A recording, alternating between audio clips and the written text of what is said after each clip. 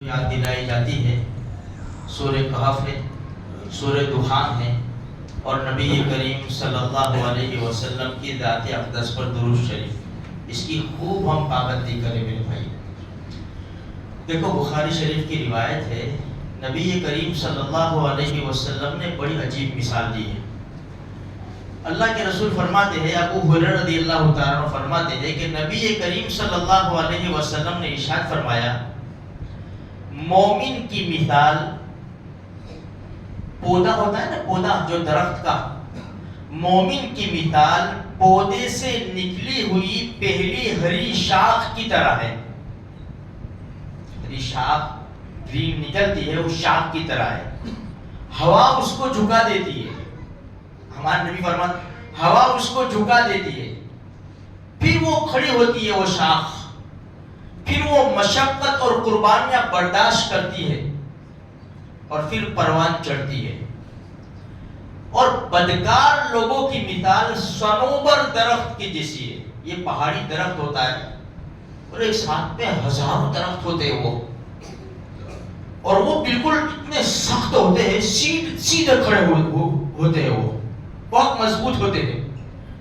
تو اللہ کے رسول نے فرمایا بدکار کی مثال صنوبر درخت کی طرح ہے کہ وہ مضبوط ہوتے ہیں، پھر اللہ انہیں اکھاڑ پھینکتا ہے۔ نظر ڈال لو، یہ تو 1450 سال پہلے کی حدیث ہے، آج نظر ڈالو دنیا کے اوپر جو اللہ کے رسول نے مثال دی ہے کہ مسلمان کی مثال ہے پودے سے نکلی ہوئی پہلی ہری شاخ کی طرح ہے، ہوا جھکا دیتی ہے۔ فلسطین کے مسلمانوں کو دیکھ لو، یہ گردش زمانہ مصیبتیں ان کو جھکاتی ہے، پھر کھڑے ہو جاتے ہیں۔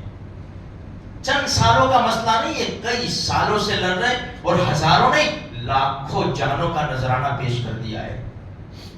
اور سنوبر ایک ہی مرتبہ مار پڑی، بوکھلا گئے نا، ایک ہی مرتبہ پڑی ہے مار، بوکھلا گئے، سمجھ میں نہیں آتا اب کیا کریں۔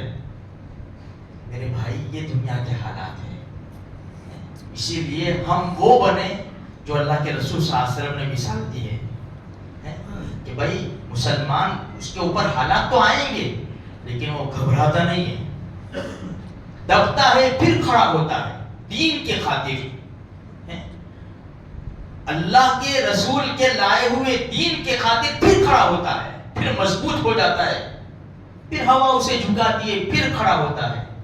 میرے بھائیوں، دنیا کے اندر ایک خطہ ایسا ہے فلسطین کا جن لوگوں نے بڑی بڑی قربانیاں دی ہمارے زمانے میں۔ ایک چھوٹی سی ریکویسٹ، آپ نے بھی سب نے سنا ہوگا، 10-11 ہزار قیدی ہے، یہ ظالم ہے میرے بھائیوں، کچھ بھی کر سکتا ہے، مرتا کیا نہ کرتا۔ ہم شب جمعہ ہے، خصوصاً دعا کریں مسلمانوں کے لیے، ان کی بھی بیویاں ہیں، ان کے بھی معصوم بچے ہیں میرے بھائیوں، ظالموں کا کوئی بھروسہ نہیں ہے۔ اگر ہماری دعا سے ہمیں تو انگلی کٹا کے شہیدوں میں نام لکھانا ہے، ورنہ دنیا کے کروڑوں مسلمان دعا کرتے ہوں گے اور 2 منٹ کی ہماری جیسی دعا نہیں کرتے ہوں گے، پوری رات اللہ کو مناتے ہوں گے۔ 10,000 جانیں کوئی معمولی چیز نہیں ہے۔